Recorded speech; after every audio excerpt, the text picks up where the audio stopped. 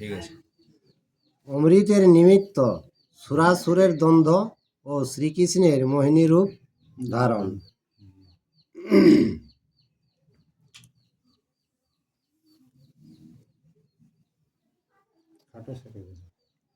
হে রাম হে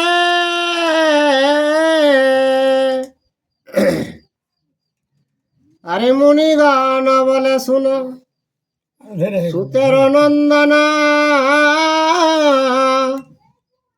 শুনিলাম যে কথা সে অদ্ভুত কথন। সনক সনাতন সনকাদি সৌতিক মুনিকে জিজ্ঞাসা করে, হে মুনিবর, তোমার মুখে যে পূর্ব এই যে সমুদ্র মথনের কথাটা শুনলি কে? আমি অমর অসুর আমিলে সমুদ্র মথিলা, আচ্ছা, আর দেব সব নীল যত রত্ন উপজিলা। তো মুনিগণকে ঠিক, হে মুনিগণ, কে দেব দৈত্য মিলে নিয়ে সমুদ্র মথন করে যত দ্রব্য উঠল সেটা কিন্তু সব দেবতারাই নিল। এরম রত্নের বিভাগ কেন না পায় অসুরা, এত শনি সুত পুত্র করে নয় উত্তরা। তোকে দৈত্যরা ওরা কেনে ভাগ পাইল নাই, সেইটা শুনিলে কে সুতপুত্র ও যে সনক সনাতন ও যে সনক আদিকে জিজ্ঞাসা করে আছে, তোমাকে দেন এই আর পর শোনো। এরম সৌতি বলে দৈত্যগণ একত্র হইয়া, আর দেবগণ হইতে সুধা লইল কাড়িয়া। তো সতিক মুনিকে দেন ও যে যত অসুররা একত্র হয়ে কে আর দেবতাদের হাতে যে সুধা নিল সেটা ওরা কাঢ়ে নিল কিন্তু। আরে সবাকার শ্রম হইল ক্ষীরদ মথনে,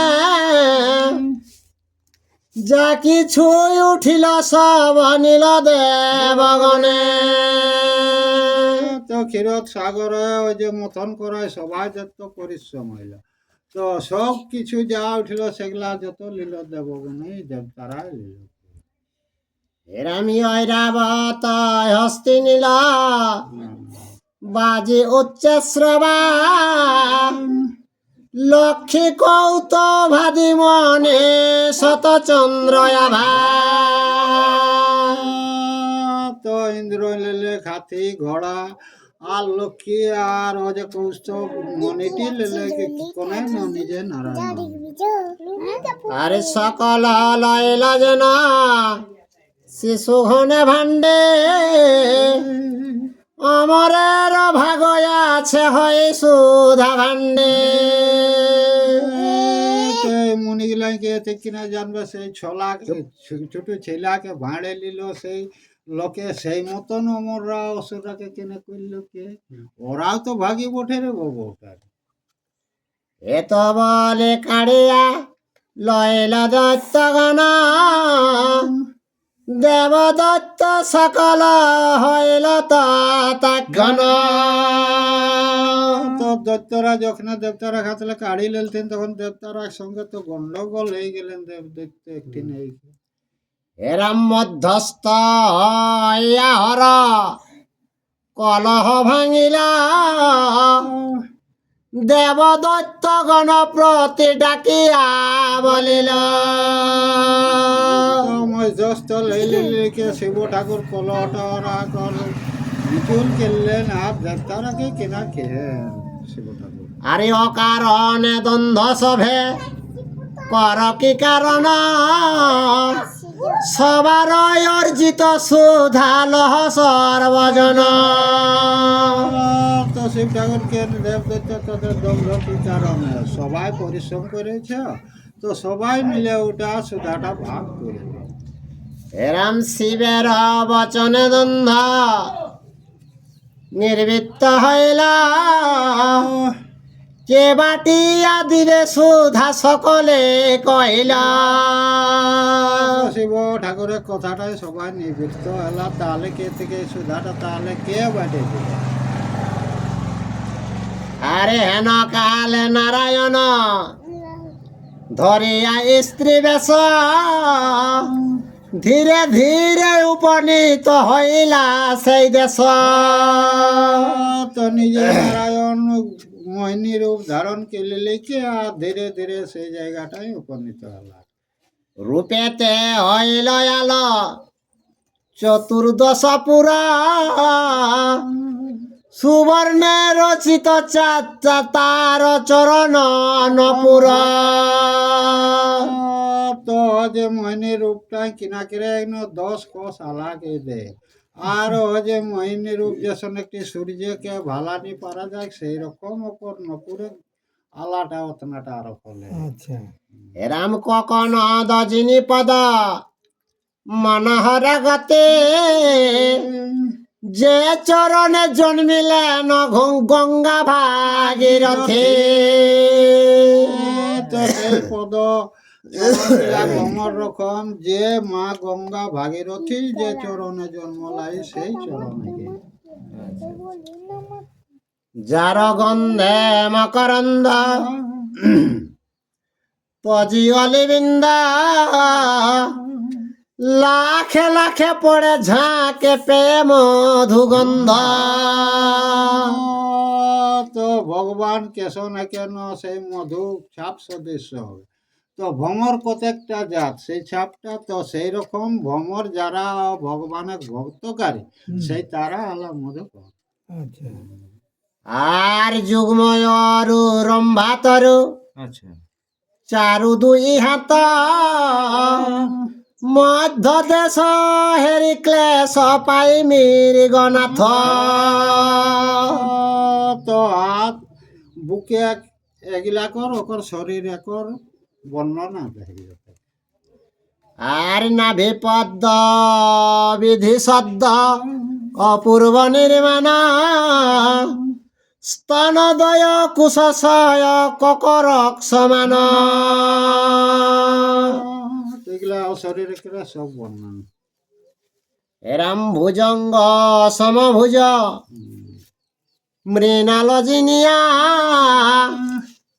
সুরা সুর মূর্ছিত যাহারে রিয়া।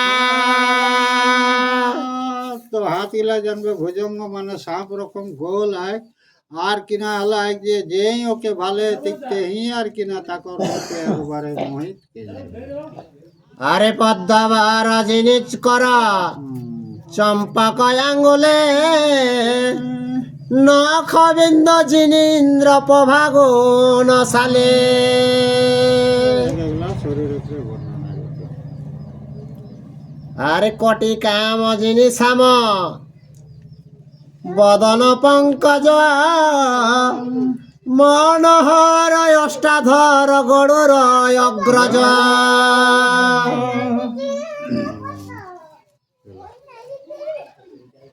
আর নাসিকায় লজ্জা পায় সুখ সঞ্চুবানে খানে নেত্রদয় সভাময় নীল পদ্ম যিনি। না খেয়ে কার পদক তুলনা দিলে।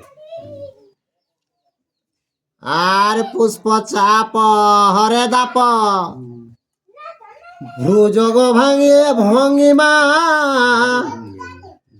আর গাল প্রাত দিল নাথ দিতে না রে সীমা।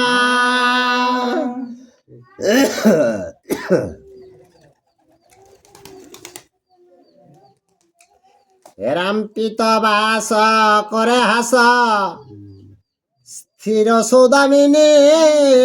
খেলে সৌদামিনী না, স্থির সৌদামিনী দন্তপাতি করে জুতে মুক্তার গাঁথনে।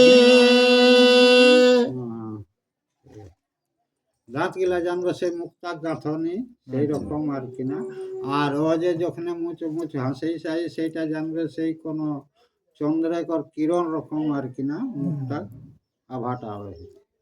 দীর্ঘ ক্লেশে পৃষ্ঠ দেশে বেনিলম্ব মান চলাই আর আচম্বিতে উপনীত স্বভাবে ধমান স্পিড তিনি গাঁথলায় গাছম্বিতে সেই সভার মধ্যে মোহিনী প্রবেশ হলো।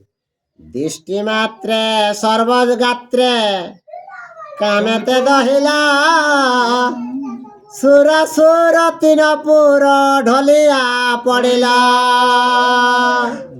দৃষ্টি কেরা মাত্র সব কামে একবারে মগ্ন হইকে ঢুলি গিরি যায় চলো।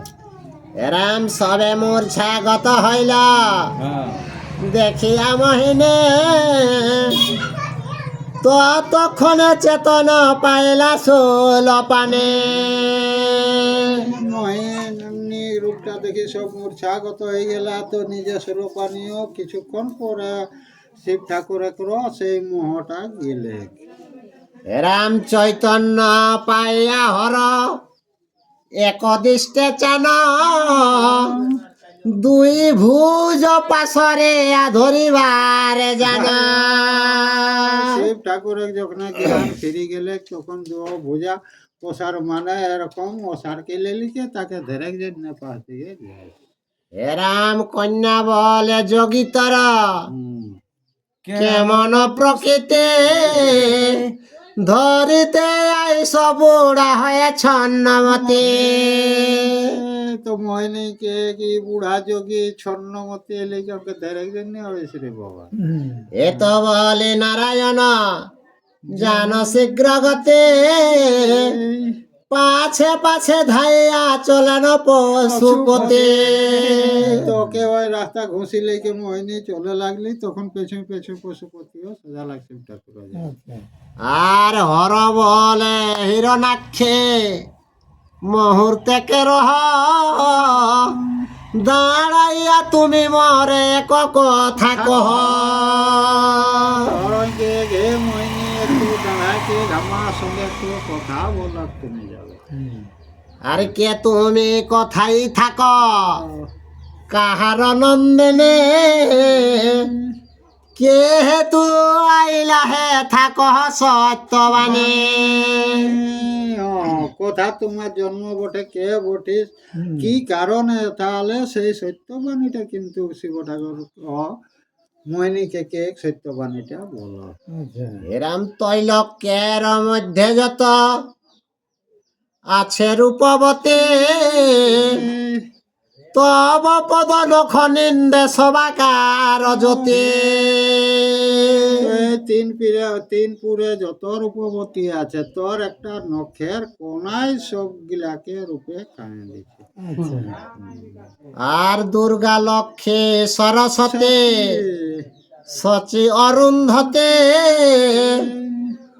উর্বশী মেনকারম্ভা তিলত্ত মারতে এগুলা একশো এক রূপ সে এক তারাকে নিন্দিত হতে কর রূপটা মোহিনী রূপটা। আচ্ছা। আর নাগিনী মানুষী দেবে তৈলক্য বাসিনে সবে মরে জানে আমি সবাকারে জানি। তো শিব ঠাকুরকে যেগুলা আমি সকলকে জানি বা ওরাও আমাকে জানে।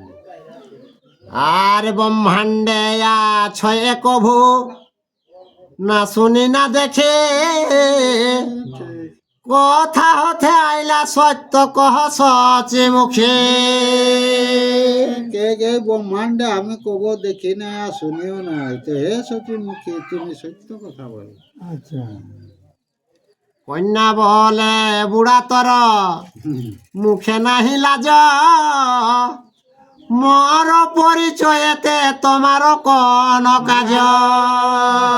মোহিনীকে গে বুড়া তোর আমার সঙ্গে তোর কি কাজ, পরিচয় করে আর তোর কি কাজ তো উষ্টাই যে লেগেছে।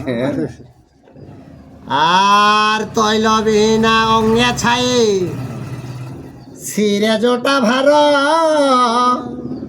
তাম্বুল বিহনে দন্ত স্ফটিক আকার এক তো তেল নাই পানি মাখো, হ্যাঁ কোনো তো পণ্যা নাই শিব জোট করেছ এরকম ওকে মানে ভর্সনা দেয় গো মোহিনী। দেখে যেটা যেটা Dress করা হয় টা। সেটা দেখি দেখি ওই কে বাস বাস। আর বসন না মিলে পরে ধান বাঘ ছড়ে আর দীঘল হাতের নখ পাকা গপদাড়ি আর অঙ্গের দুর্গন্ধে উঠে মুখেতে বমন না জানিয়াছ কি না বদনে দশন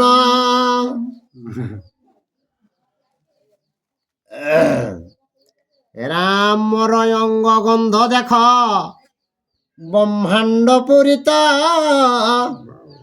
অঙ্গের ছোটাতে দেখ তৈলক মহিত আর কোন লাজে চাহ মরে করিতে সম্ভাস কেমন সাহসে তুমি আইল মোর পাশ মানে ভালো চাড়লে সে তো আর কিবা রূপ মক্ষ কূপ এ রূপ যে হেরে সেই পুণ্য সেই ধন্য লোক বলি তারে আর সুরা নর মনোহর মোহিনী মূরতে কাশিরাজ করে আস দেখি দিবারাতে। জয় শ্রীকৃষ্ণ। ইউটিউবে যারা এই ভিডিওটা দেখছেন অবশ্যই একটা সাবস্ক্রাইব করে দেবেন এবং লাইক শেয়ার কমেন্ট করে দেবেন।